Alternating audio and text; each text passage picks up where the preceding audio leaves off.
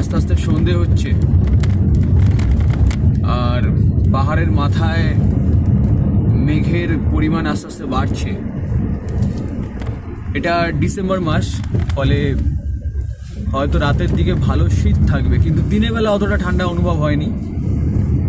কিন্তু কালকে রাতে যখন আসছিলাম হাইওয়ের ওপরে তখন ভালো শীত ছিল, মানে ঠান্ডা ছিল, ওখানে ভালো শীত করছিল।